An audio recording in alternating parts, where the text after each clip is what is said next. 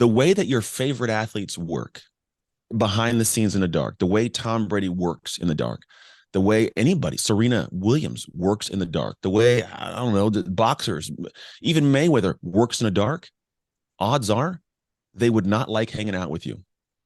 Mm. They wouldn't like you. And here's why: because they would get to a point where they'd push and you would literally be unable to hang, and you would slow them down, or your mentality would slow them down, and they go, "You ain't my kind of people, bro." Everything is possible. Just hustle. Just hustle. The $1,000,000 Hustle Podcast, where we keep it real, a stated entrepreneurship wisdom.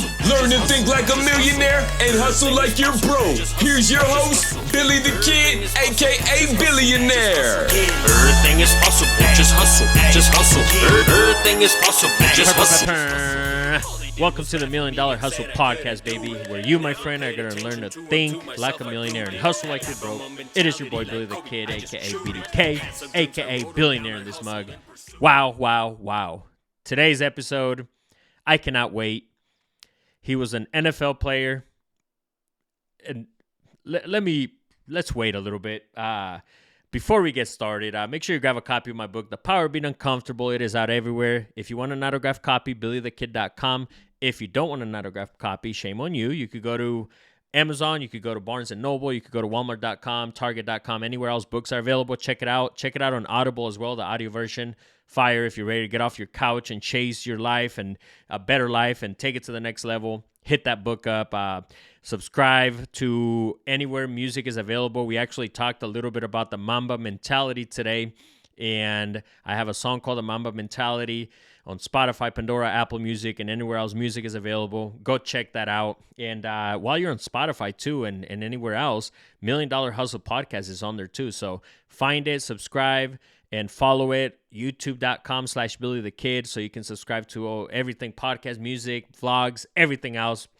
I am excited today, guys. And I just wanted to share this real quick. One of the projects that we have going, it didn't work out with the buyers. So long story short, we're going to put it back in the market. But a lot of people, at that time, they would stress out and just get down on themselves and all this stuff. But you know what, guys? That's the process. That is what it takes to get to the top. You're going to go through things, and that is okay. There's problems. And if you don't want problems, then that is a problem itself, because it's going to come with whatever it is that you do. So we're going to spit it back out. But today's episode, it just made me think, just since it's something that we're dealing with, but it's so crazy, the dark work. Anthony Trucks is who we have on the podcast today. And wow, that was amazing. And guys, if you are ready to take your life to the next level, this podcast is it.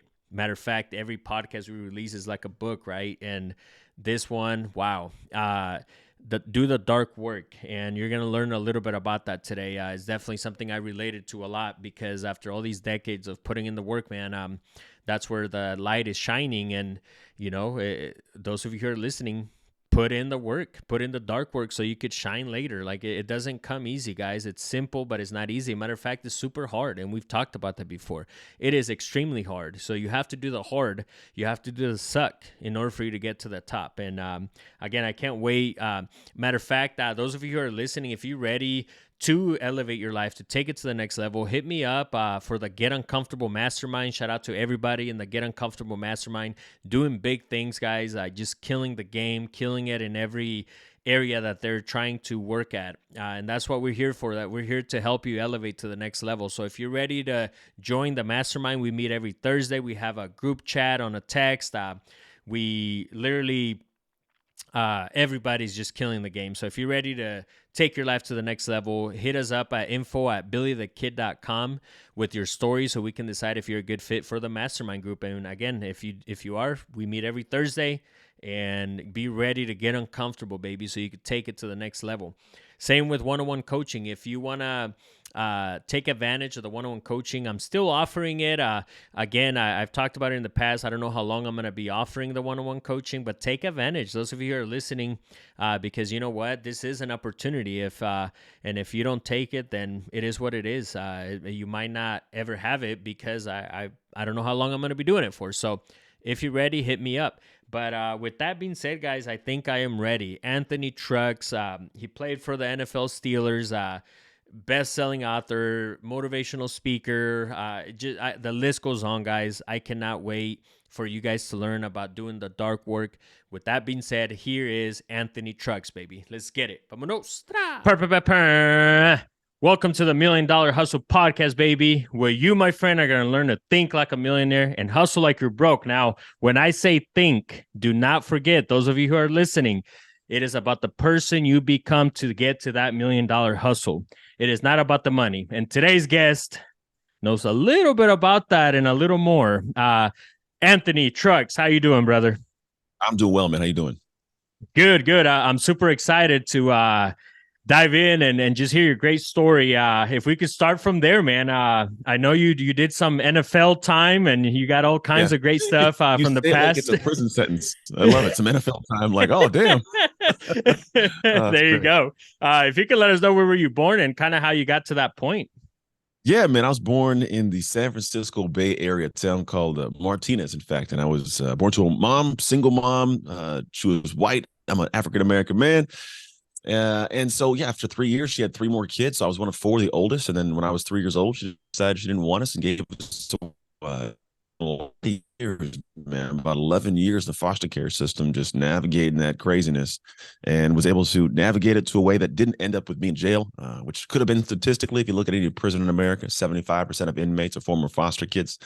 So, man, I beat some odds, but I pushed past to be able to find something that I wanted to be great at. And that thing kind of opened up doors for my life that I didn't know were even available. And so, yeah, over the time, played professional football, left the game, and then ended up in the world of the real world, which is crazy. It's not easy to do this whole life thing. And so ups and downs, man, I went through some really dark bottoms, some really high highs. And now I come back to the world and I share some of the nuggets I extracted from life in a way that is implementable for others. Love it. What just a great resume. And to start off the show, normally we have a segment where we do book of the week. So if you could give us one book that has changed your life completely, whether it's an old one or a new one. It's a newer one. It's called Identity Shift: to Upgrade How You Operate to Elevate Your Life. It's by this guy named Anthony Trucks. It's a good dude, man. I like him. I've got to know him pretty well over the years. No, it's genuinely. I don't say it facetiously, like entirely. It's a book that's changed my life because of what I learned that helped me write the book. But like you mentioned earlier, it's not about what you do; it's who you become. I don't believe you can have a dream that is above your current identity. It's just almost impossible. The things you have to do that to get that dream, you may not be the person. You look at yourself in the mirror and go, "I'm the one who does that." And until that becomes the case, you don't get that dream. And if you do attain it, you don't sustain it. And so I'm a big, all my work is in the realm of identity, which encapsulates your mindset, your beliefs, your actions, your habits, your ego, all that kind of stuff. It's the work I do is based in the realm of, I want you to optimize your identity for peak performance. Wow. And if we could talk a little bit about that, man, because you mentioned ego in there. And I feel like there's this, I feel like at the beginning, you got to have some kind of ego, right? To really kind of boost your confidence, but also you have to keep that person, we'll call it, or that thing in check as you get on. So if you could give us what have you learned about ego and humbleness? Ego is an interesting thing. It's actually the best thing working for us and the worst thing working for us. But I call it EGO, everyone's greatest obstacle. And I came with that years ago because I realized I love that for all of us, here's the thing. If we're talking about who you are, your identity is who you are. It's actually who you are when you're not thinking about who you are. It's a weird way of thinking about it, but it is. It's just how you naturally flow. But here's the interesting thing. That person creates your life. The actions, the inactions, it builds a life for you. And the ego, all it does is protect that identity. It's all it does. And it protects it with words, with actions. If I see myself to be an amazing mom or dad, if you challenge me on that, I'm going to battle you, right? But also here's the thing. If part of my ego goes, I feel inadequate about something, maybe I'm a poor communicator and I know it, and you go and you try to challenge me, I'll also battle to be like, no, I'm not. What are you talking about, right? It rears its head. So all it does is protect the identity. We don't want to feel bad. So when you look at everyone's greatest obstacle, the ego, as the positive side, here's where it shows up as positive. It shows up in a space where we will stay in alignment to protect who we see ourselves to be in the best light. If I go, man, I'm an amazing speaker, you better believe if I'm going to get booked for a stage, I'm going to show up and do everything in my power to be phenomenal there, because my ego wants to be able to still protect that and go, yep, see, still good. But on top of that, it can protect the bad parts of my identity, that maybe I'm a poor communicator. Maybe I get angry too fast. So I'll protect that by going, it's just genetic. It's in my heritage. I've been doing it since I was 5 years old. Like my mom and dad, Wow. it's all these excuses to protect that part when really it's a sucky part. So the idea is, Wow. where can I let the ego pull away a little bit to be able to work on the area that's not in need of being protected, and it's actually in need of being carved out, so it can protect a better area of that type of identity. Wow. And so what do you think, because you made some like a great like the story that you just gave us, like what do you think, because I feel like there's that borderline of trauma too, right? Like your Oh yeah, past and everything that you've done in the past, obviously that's just what your subconscious mind knows, so yeah, that's how and you why? react. And also, not to mention, unfortunately, you mentioned single mom. I was raised with a single mom too, so we definitely have to honor them, right? But at the same time, the education, they don't know what they don't know. So Certain things, yeah. there's so how is that fight? How does one fight that past? What would you say would be Yeah, the yeah. best piece of advice to fight that What's past interesting? and put Yeah. the new thing in? The hard part is people understand. So if I give this, we'll say we are at a set point of understanding that you have to have an identity that's capable of having your dream. Let's just put it there. Mm, So how do we get there? How actually, a bigger question, who are we now? Right. And that's a question a lot of people don't ask because they don't want to know. Like, we sometimes don't like the truth of it. I found that at times in my life, I didn't like being alone because I didn't like who I was alone with. And there's this mm, interesting kind of thing where I didn't like me. So I go, well, how did that guy come to be? And all of us right now, if me and you were given a certain problem, we would face that problem in a unique way that's unique to us based on the wiring of our brains psychologically and neurologically. How fast I can process what I can, the actual foundation, but then also my experiences in life. And you mentioned trauma. So what happens is we will approach something based on something that's happened. If I got bit by a dog and I see a dog, I might have a reaction of like, oh no. But if I've always had great interactions with dogs, I'd be like, oh, great, a dog, right? So all you're doing is it's your past that wired you to be the person you are now that creates this experience of your life. And so the question should be asked, well, how did I become this way? And it's one way, the only way, experience. We have all experienced something that got us there. So if that experience wired me to be this way, so I have what I have in life, the only response, the only action I can take to get to a higher level of my identity is to rewire it. The only way I mm, can do that is through experience. Here's what gets to be a caveat. For all of us, we've already done this, but there's two ways you can do it. I can do it on demand or when crap hits the fan. And for 99% of life, it's when crap hits the fan. I'm broke. My back's against the wall. I'm about to get kicked out. My wife's going to leave me. Like, that's when we start making adjustments. But that time it's too late sometimes, or like you're just surviving and you're never actually doing things to get to that next level. You have to do it on demand. You have to intentionally curate an experience for yourself that has thrust you into an environment that you know at the end destination will wire you in the way you need to be wired to attain that goal you want. And so mm, for me, I look at, if that's the goal, if I want to be wired neurologically and psychologically different than I am now to have what I want, I have to go through this experience. And for me, like, I've found that to be something that is what I call dark work. You actually, I think you watched me mhm, give that conversation. And mhm. I'll just, that was the first time I gave that keynote. I've been working on it, we'll call it, for a year, just to kind of feel things out. So there's a lot that was not in that. I probably omitted 60% of what really should have been in that thing. I wanted to test some things, but Wow. the idea is, in order for me to wire at that level, I have to get to the point where it's work I do in the dark that's allowed me to be who I am in the light. Mhm, So if that mhm. identity is the light, if anybody's identity is in the light, it's not what you did just now, it's what you did in the past that built into this, to where when you show up in that light, you'll compete with conviction because you've done too much work in the dark to lose in the light. So I'm going on a Wow. long stream here, but a lot of the things I do, it's not just based on like, be great. At some point, it's like, no, this is the path of the greatness. It's not done with acceptance. It's not done with understanding. People don't get you. You're weirdo. People look at you, go, bro, you're gonna start a podcast? Like, Billy, you're gonna start a what are you talking about, a pod? What do you know about podcasts? And you go, I'm gonna do it anyways. And you lean into this thing that's uncomfortable. It feels out of character. It's not your current identity. It's the only path to that future identity. Wow.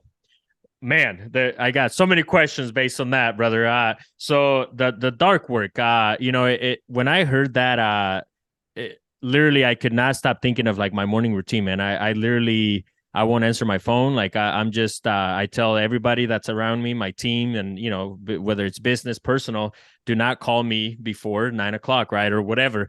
And it's so crazy. I related so much to that, man, that I really just started thinking. And I have something that a lot of these people, right, like they see the external, right, like they see the Anthony Trucks right now and just killing it on stage, but little do they know is how much internal work went with that. And that's literally the way that I put it. I was like, man, that's so heavy. So if you could give us a little bit of what does your dark work look like what does Anthony Trucks do on that dark time? Yeah, so you're right. The things you see right now in the front, we'll call it the light, are 100% because of the crap I've done in the past that I had to navigate through. Because there's a difference. People go, what's the difference between shadow work and dark work? And to clarify, shadow work is you going in and seeing what's in the shadows. The dark work is what you do to rectify what you found in the shadows. And so for me, I think that's kind of the area where I go in, and there's a lot that I did, and it wasn't easy. It wasn't supposed to be easy. I think if you shoot for the easy way, you don't get what you need in the light. And that's where I really want to be able to have that thought of when I come to the light, it's me and you at the line. Because here's what I'll just put this way. It came from a story that took place when I was 15 years old. I was starting football. I was horrible at the game. I wanted to be great. I realized I wasn't very good. I chalked it up and I go, damn, I want to be great. But then what happens is I go to the next level and I go, oh, wait, wow, okay. You know what? I want to be great at this. What do I got to do to be great? I saw things people were doing and I go, oh, I didn't do that. Like, man, like that's not who I am to run the routes, to lift the weights, to do these things. That's not who I am.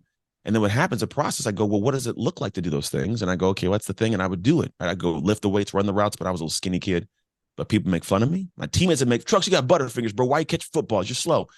But the journey was me leaning in and doing it against the grain. And at one point I came out of that 7 months later and I had this dominating mentality. It was like an identity of me that was like, I'm going to dominate every play. Here's what it was. Again, I have done too much work in the dark for you to take what's mine in the light.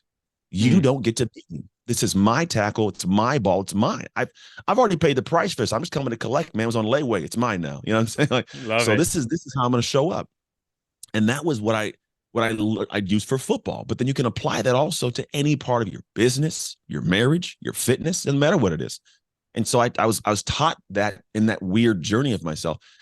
So when you look at me growing up and all of us growing up, I just did it over and over again unintentionally until I realized at about 36, like, oh crap, there's something I'm doing and have done to navigate the pitfalls of ups and downs. Because I got a college scholarship, went to the University of Oregon, had my first son as a sophomore in college, met my dad at my sophomore year of college, my first collegiate start. I started my second year against a fifth-year senior, took his job, played in the NFL, got hurt after 3 years, came home, opened a gym, got divorced, life went sideways, sold the gym, made a bunch of money in consulting, remarried my ex-wife, an amazing marriage. So like these things are not normal statistically. I sold a business. The first business I ever opened, I sold it. Made it to the NFL, like all these crazy, beat the odds of foster care. It's all because of things I did that no one saw. There was nobody cheering me on. There's no one going high five. In the world of social media, we do everything. We want everybody to watch us do it. The people who are out there that are the most influential, they have a stockpile of decades sometimes of work that no one saw them do. Wow. And all you're seeing is the outcome of that. And so when I see these people that want that, I go, that's what it was. So when you see me on stage, you're talking 30 years of shiz, just crazy that I had to navigate, crap I sludged through to give you a 60-second synopsis of a message, or 30 minutes, 60 minutes. I think you saw me for 30 minutes of all that tied into here. So you're getting just the wringing out of all the concentrated goodness, right? And then people look at that and go, he's special. He's unique. No, I am not. I just never chose to go big. I chose to go small in a really big way. The simple, consistent, discipline. I fell in love with the process, man. That's it. I love the hot days when I was at the football field. I loved like my body would just hurt. I loved being sore.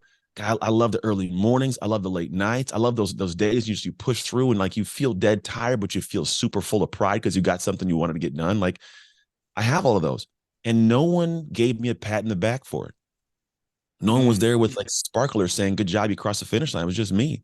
So when that guy knows what he did, when you find me in the light and we're both stepping into some situation, I know what I did. Therefore, you do not get to win today. It's not about you. I don't care what you did. I just know I did something you can't touch. So it's going to be a battle if you're going to take what's mine. Wow. I'm getting chills, brother. So over and over again, you did something. And the crazy thing, guys, those of you who are listening, it never gets easier. That's the funny thing, is that people think once you reach this maybe financial level or whatever level, there's decisions that come over and over again. And, you know, if you were wondering about a $10,000 problem at a certain time, that was a lot of money for you then. Well, guess what? You're going to be dealing with $500,000 problems later. So it doesn't get easy. Those of you who are listening, if you're just starting out, be ready for that. That's what I love about your story and the dark work, is because it's just the journey, right? Like Nipsey Hussle, right? Like the marathon, like it is just never stops. It keeps going. Yeah. And I do have a couple questions. Also, I guess I also want to point out like the decade of work. You know, it's so funny, even with the mastermind, the Get Uncomfortable mastermind that I run, Anthony, all my guys there, all the people in that mastermind, it's funny. I tell them, you know, I wish I would have had this group of people 10 years ago, 15, 16, 20 years ago, when I was by myself, right, doing that dark work. And but that's the nice thing, is that you have a decade or more of work, and it's those 10,000 hours that people don't want to put in. What can you teach us, Anthony, about patience then? Because you're running this marathon for that, we'll say that $1 million, we'll say, or whatever, right? And it's like, it just seems like you have to be patient while it's coming. Like, what do you think are some tips? Patience. It's interesting. Patience is also tied to a comparison. I mean, you're only impatient because the thing you're going after, you've seen somebody else have or have at a pace. So you're comparing yourself to that pace. And so that's the first thing I think people don't understand, is like, you only feel that way because, well, so-and-so did it that pace, I should go faster. Now you have impatience. But if you think about it, some people go, man, I've been working at this for a year. What if a year wasn't enough? Wow. It's not fun to hear that. But when I sit there and look at my ability when I was a professional athlete, to learn a system and do something and, like, you know, play, you could teach me something in the room right now, in film room. I could walk in the field and I could have it locked in. Now, if I had a high school player come in and say, man, I've been working for a year to get to that level too, why am I not there? I go, well, I'm about 9 ahead of you, boss. You know, like, so it's not to discount you, but it's to say that if you are operating in a sense of you've been working towards the end destination, you're never going to make it to the end destination. It's not about trying to get there fast. It's about trying to do it right today. That's all you can do, is today. But if you do this right, like, it's just saying, it is a statistical and a physical impossibility that if you push yourself to a limit every single day, that you come out in the backside worse. Wow. There's just no way to do it. So my wife, she runs collegiate track right now. She's 39 years old in 3 days. She's I think second year, because she got her master's when she was in college, but didn't do sports in college. She started it later on. And I say that to say I'm her team strength coach. So strength coach, like, they needed somebody to come in. My degree's in kinesiology. I don't do this at all in anybody else's world. I train my kids. I train my wife and her team. I train nobody else. It's just this. I do it for free because I want to serve these people. I did it for decades. So while I coach and speak in whole other areas, this is locked into my soul. So I was at a team just yesterday, and they had a crazy hard workout in the track. They came in and I beefed their workout up because there's no track meet this weekend. So I beefed their workout. At the end, I had an 8-minute team ab session, and I killed them. 8 minutes nonstop. If someone put their feet down, they got yelled at. Like, I needed to dig into them.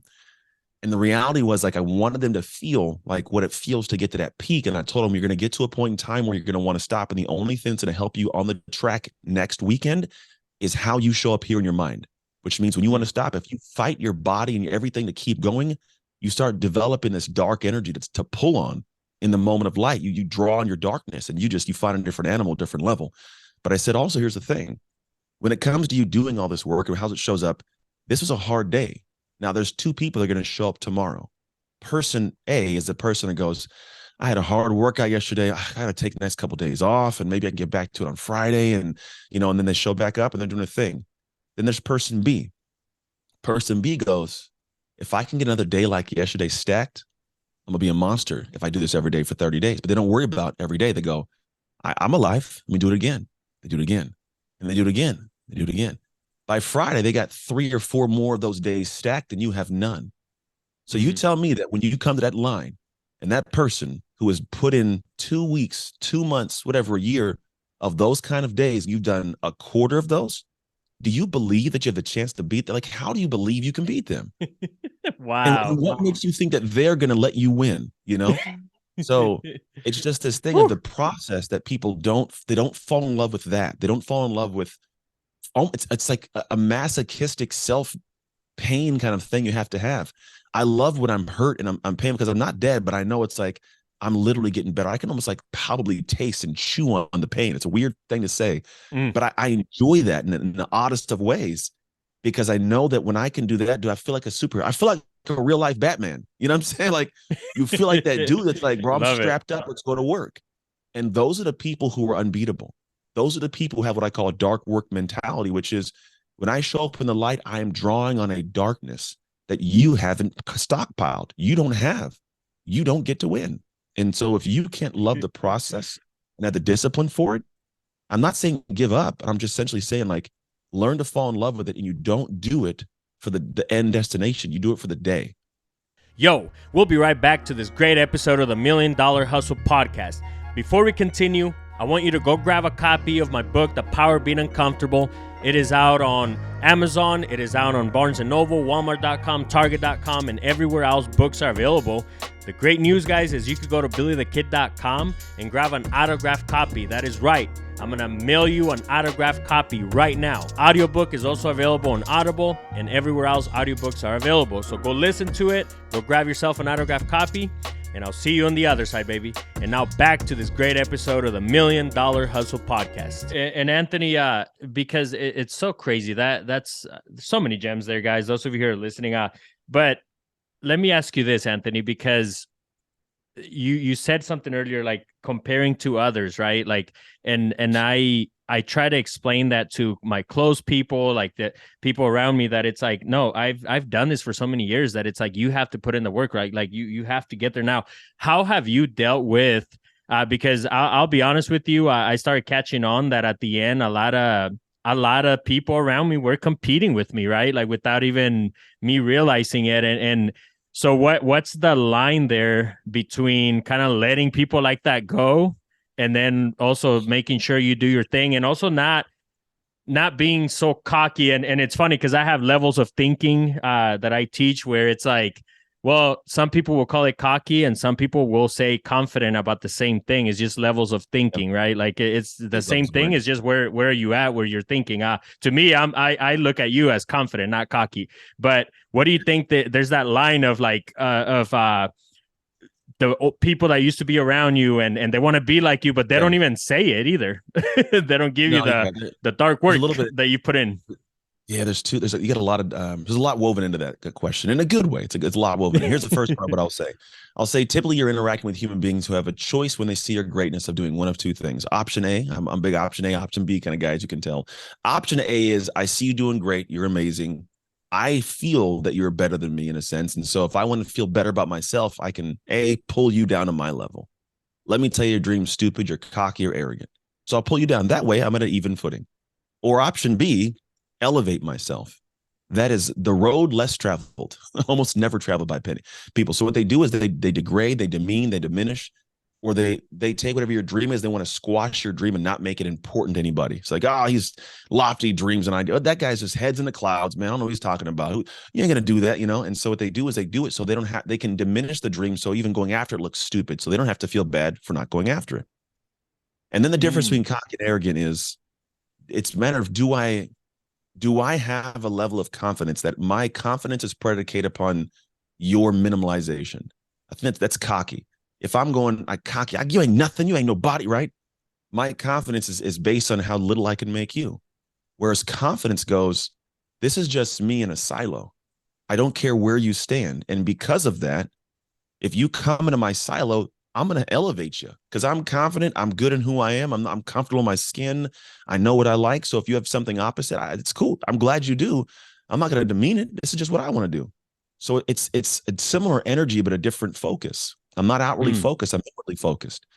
And then when you have people that tell you you're cocky or tell you you're arrogant, it's the age old thing of, yeah, well, they say that because they're in a position where they look at you and they got to make you feel bad about yourself because they don't feel good about themselves. Or they call you cocky and arrogant because they're aware of what they're not doing. So they have to try to, make this thing where it's like, you're not better than me. So they diminish, they downplay it. But the people that I spend my time with, the people that I know will take me somewhere else, that's the price of admission to be in the room with them. If I don't have, if I'm in a space of people who I'm like, these are my interact, and I can see them with a minimal mindset, or they have a weakness to them, like it's like putting meat around the lions. I'm like, but what are you doing? Like, like they get you. Like, if here's the thing, football's a simple way of putting this. If I put myself on a football field, play in the NFL, when I saw a dude, you could see in his eyes that his heart wasn't there, bro, I ate him up.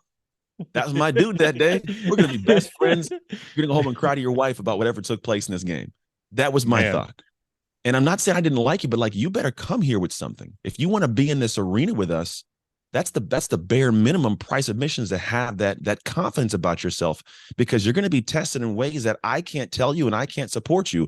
And especially if we're on a football team, or a team in any manner, or family as well, I need you to have that. I'm raising my boys to have that, my daughter to have that, my wife has that. And it's not a space of saying we're better than anybody else. It's not the case. It's that we're going to function in a way that makes us all great, and we don't have to live in poverty or a broke mentality like the majority of people unfortunately do. And it's not even a money thing. It's a what's possible. What can I do? Who am I? So I don't got to go outside and go, man, my kids like, oh, I go to school and I got to get these cool shoes because all the other kids have these cool shoes and I don't have, Mom, can I get these shoes? My kids don't care. They've never once said it, because we're like, it doesn't matter what you wear. You put work and you put my daughter, for example, girls are catty. They make fun of her because she comes in like workout clothes and sweat stuff. And like and they're all dressed like pretty girls and makeup on. And I'm not bagging on that in any way. But I say, hey, Tatum, think about this. How many girls do you see, let's see that, in the future level, that are enamored, like this, watched by everybody else in the world, that are just all about makeup, or do you see women who are like working hard, doing things, athletes? Who do people put on commercials and TV ads? Hardworking people who are athletes or professionals, right? Right. Yeah. So here's what I'm gonna tell you. That's who you are. You're putting that work in. Those girls aren't. They're not putting that work in, because anybody that doesn't make fun of you. They support you. They get it.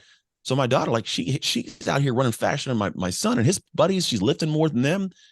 And all it is just I'm telling her to build her own sense of self, her own confidence, because I need her to later on, when she leaves the house, have that when she enters the world. So when she's around people she can sense aren't supposed to be there, she can go like, these aren't my folks. And it's not an arrogance thing. It's a confidence thing. And you need to have a confidence for yourself to step into this world that's quick to eat you up, man. It just is. Man. And so if you don't develop that sense of confidence, you don't have the ability to be as successful as you can. You fall short of so much potential.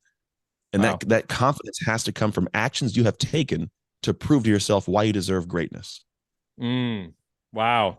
And it's so funny at the end. It's like, stop thinking people are bragging and get your shit together so you can relate to what we're doing, right? Like at the end of the day, it's like, let's put it that way to those.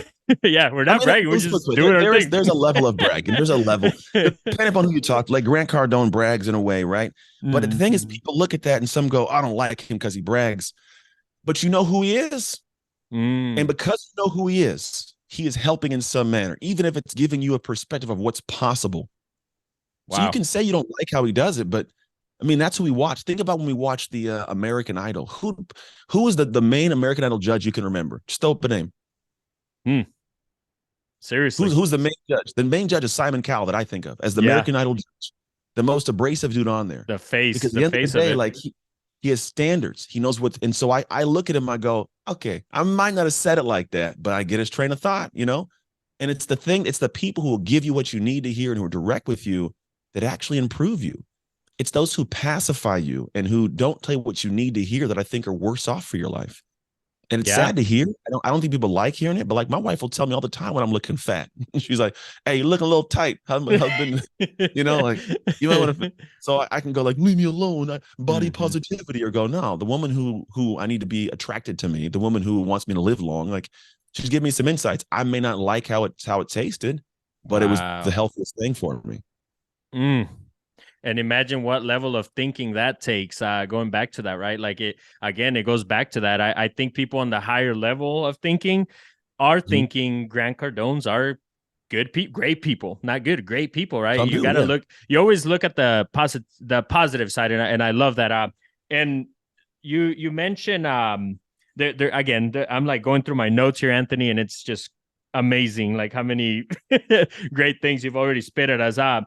You mentioned the NFL real quick. I as a Raiders fan, you could boo me if you want, Yeah, whatever, Anthony. it doesn't matter at this point. But It was a what team. what team did you play for, and how was that Yeah. transition like getting into the NFL? And is it scripted? You're gonna hear it here. Yeah. You're gonna hear it here first, guys. You're gonna hear the truth of it here, which is I don't know how this thing got taken so far out of whack. You're gonna hear this and go, that's all it was. So Right. I played with the Bucks, Redskins, and the Steelers. Got hurt in my third season, and I was, it's a short. NFL stands for not for long. You get in, you get hurt, you get out. It sucked. Tore my shoulder. To this day, like my right shoulder can go here. This is where my left one goes. I can't. That's as far as this bad boy goes. So like I got to get replaced. It's like an 80-year-old person's knee. I was told yesterday actually. So that dynamic was hard, man, and getting in was hard because seriously, every year in the draft, 10,000 people enter the draft from different walks of college and different areas, and so it's not easy to get in.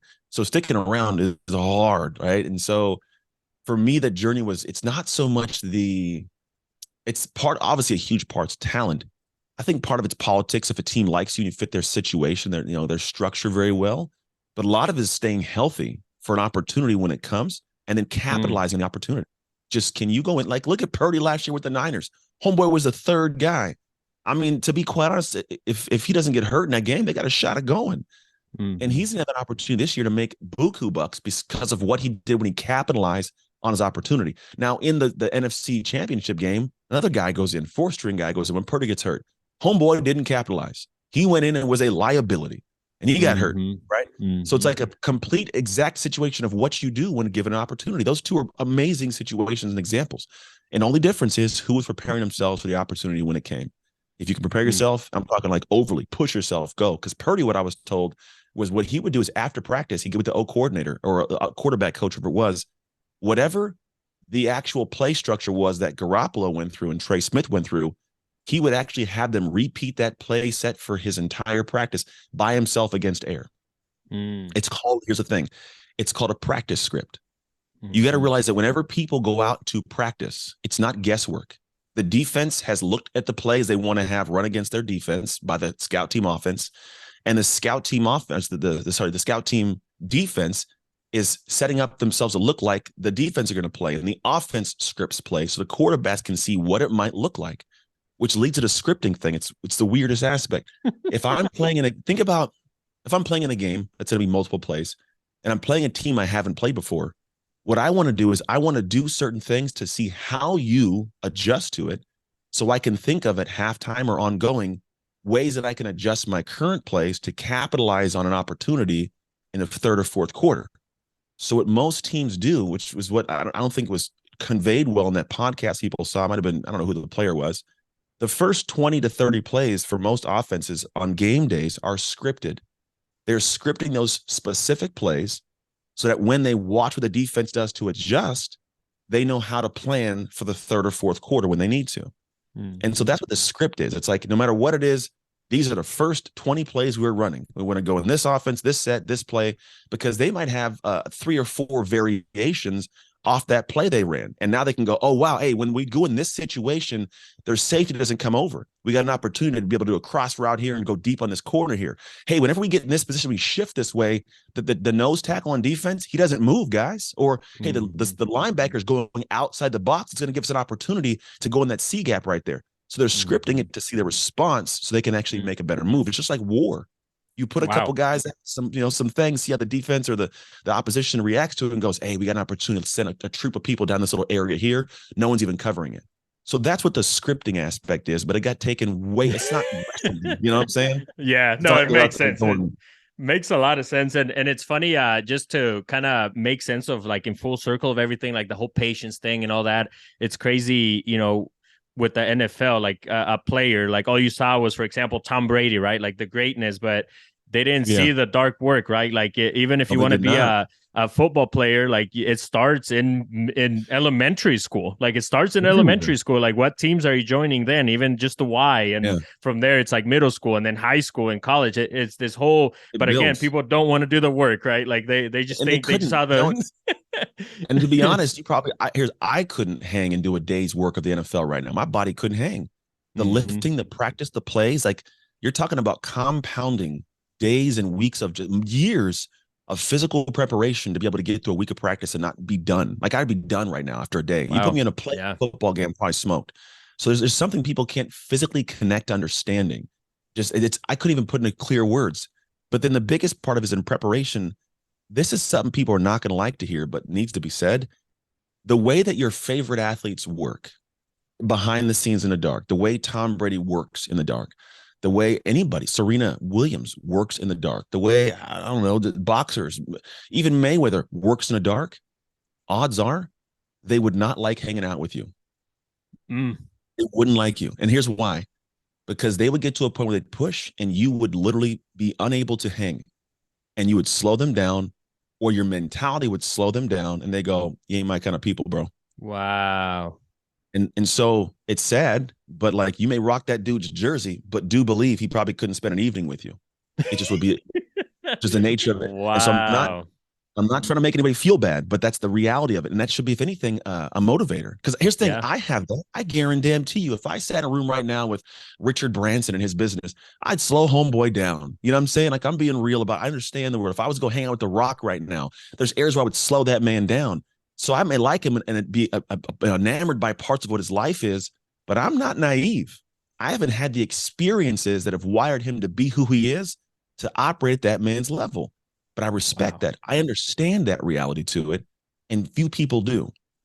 Wow. And that, man, that gave me chills, Anthony, because it's so, and those of you who are listening, guys, like you don't have to hang with them. And if you want to work towards that, you can. Like we live in a great nation where everything's possible, but it's so crazy because if you just look at your life now, where whoever's listening, even myself included, like just listening and thinking, who is dragging me down? Like I've had these conversations. I call them uncomfortable conversations in this podcast, Anthony. I wrote The Power of Being Uncomfortable, which I got a question for you, but uncomfortable conversations that I've had with my own people that it's like, hey, can you imagine if you cheered me on, like how much bigger my music would be, or how much big, like it's the truth. It's the people that are around you that will mold you. And it's funny because the more I've elevated and kind of became a loner, we'll call it, the more things happen, the better things happen. And also there's great people around me. Don't get it twisted too. There's a lot of great people around me that are in the same level where it's like, hey, what can we do to elevate each other? So I love that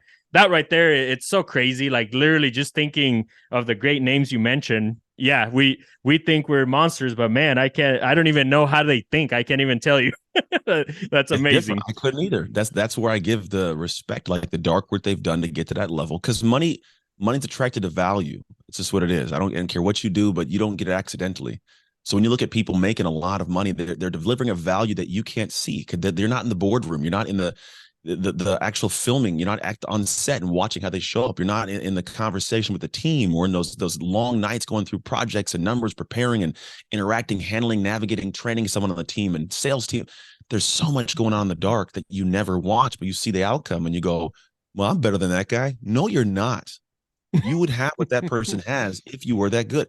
It's just that cut and dry. Unless your mom or dad gave you a bunch of money, that whole thing that people they don't understand is not a thing you luck into. Here's the truth of it. There's a certain level. If you watch Super Bowl champions, they are not surprised they won. They're not in that point of going, oh my gosh, I can't believe we won this. How did this even happen? No, they go, hey, I'm glad that all that work paid off. We were fighting for this. We prepared all year for it. They know. It's a knowing. Most people are doing stuff at a certain level going, I hope this is enough to work. I hope this is enough to succeed.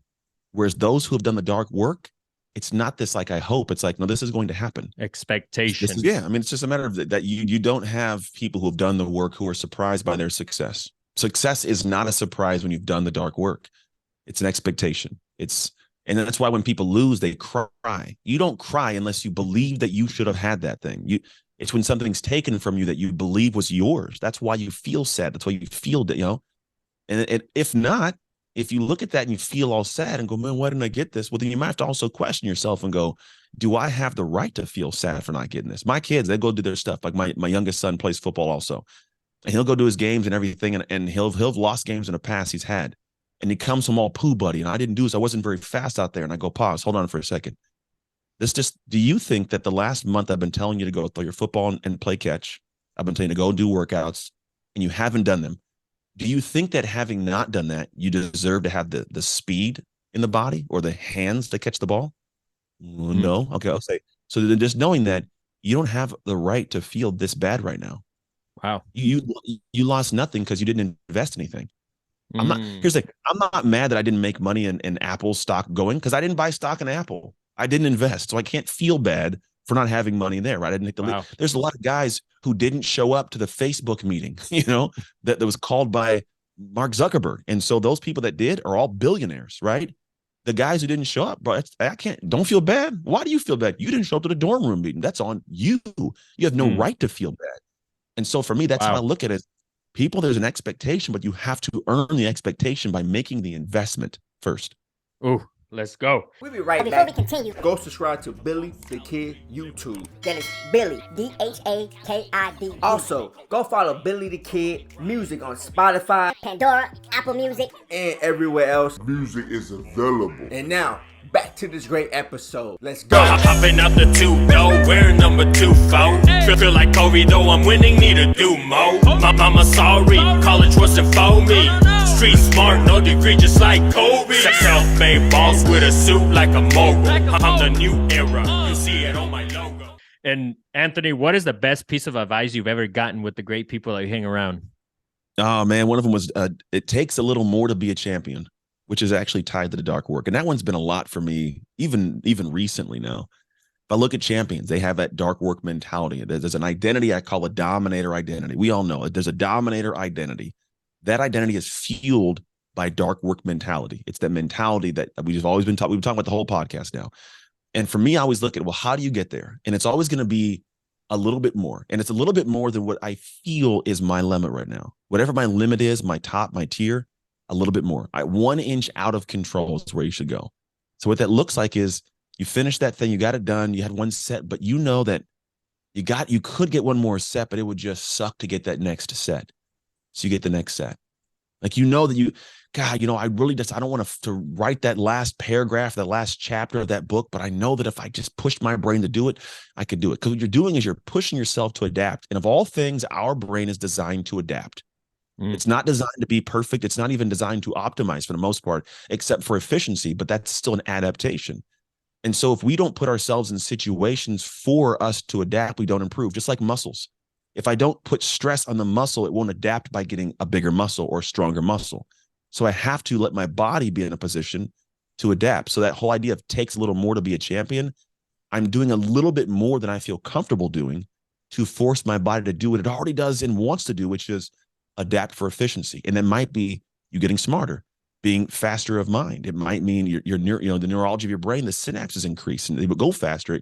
It could be a better muscle, a bigger, faster, stronger muscle. There's so many things. It's all tied to the same language of it takes a little more to be a champion. I love that. And since we're talking about the NFL and champion and all that, what do you think if you had to put it down in a list? We'll say just 3 things that you got to do. What does it take mentally? Because you mentioned earlier there's a lot of physical work, which definitely agree. Yeah. But what's the mentality? What are 3 things mentally that you have to prepare yourself to get into the NFL and to even go beyond and above that, like to be Super Bowl champions? Yeah. There's 3 steps actually the dark work experience process. And I think it kind of fits well here because it's not just NFL. It's to get that career, to get the business launched, to fix the marriage. It's to get, whatever you want, whatever is the goal. The way it works is first you have to respect the light, which means you have to respect the gravity of what you're about to take on. If you don't respect the gravity of it, you won't prepare your mind properly. The moment you have difficulty, you'll be done. Just it. So you have to prepare your mind and go, all right, I feel what this is. Respect the light in that aspect of what that will look like to shine, but also respect those that are already in the light. The whole idea we talked about earlier of we demean those who are doing stuff. No, you might look at someone and go, I love the success they've had, the people they reach, but man, I don't like how they did it to get there. I don't care what you like or don't like. Respect it still. Respect means to have admiration and appreciation for something. You must have admiration for the fact that they did this work that was not easy for them to get there. It wasn't easy. It didn't luck out. They did something you didn't see. Respect that so you can actually glean the lessons that you typically wouldn't if you shunned them. So you may look at someone and go, man, Grant Cardone's worth billions, but I don't like his mentality. I don't care if you like it. Respect it. Watch what he's doing. Do it differently, but do what he's doing. And so in that realm, respect the light's a big, big piece of it. The next one's you have to do the dark work. Literally do the dark work. And that means you have to design your dark. This is where a lot of people fall completely off the docket. They hear what I'm saying. And I didn't even talk about this on stage, but you have to go through that experience. That experience should be in a process of I design the actual darkness. If you just step in and go, I'm gonna work real hard, you will not be able to be disciplined to love the process. Design means to create a structure. I'm gonna design a building. I'm gonna design what my dark work looks like. What's my morning routine look like? What's my structure of my workouts look like? How am I gonna follow up in part of my business stuff, my career? What am I doing so I can hold myself to that fire? It's a humongous piece of it. How do I hold myself to the fire? So I have the design, then I make a commitment. I call it a dark work declaration. I declare that this is what I'm gonna do so that when I emerge, I can talk to what I've done and what I'm going to do from here. So that declaration is big. Like you have to say, this is the design. Okay, I declare that I'm dead. When I was 15, the catalyst moment was me looking at myself in the pupils in the mirror going, Anthony, you're going to be great. It was just a straightforward statement to myself. But if you don't have that declaration, it's hard to pull back to that moment to be accountable, because accountability is a huge piece of it. Then you have to go dark. That's it. Turn off the lights. And I mean, literally and metaphorically, like turn off the lights. Meaning, I need you to step back and go, you know what? I am essentially at this moment in time going to just go ahead and I'm going to stop getting all like the video camera. I'm going to just do my work in the dark. I'm going to lean in. It's for me. I'm not worried about everybody else. I'm just going to go dark. And you do that. You go dark and you don't do it for the praise and the applause of anybody else but yourself. You subject yourself to pain, and you do it intentionally because you know it makes you stronger, so that when you, third part, emerge, you have to emerge out to the light now. You can't stay in the cave. When you emerge out of that cave and whatever it was to the light, you have to compete with conviction. And I mean compete in every manner. Compete with yourself to get that workout in or to not eat that food. Compete with yourself to swallow your pride in your marriage and hear what your wife's telling you. Compete in your parenting to not be that overbearing person and listen to your kids. Compete in your career to do the projects, to answer the emails, to be the brown noser if you want to. I don't care what you call it. Be that person. Compete in the business. Work on having the best product.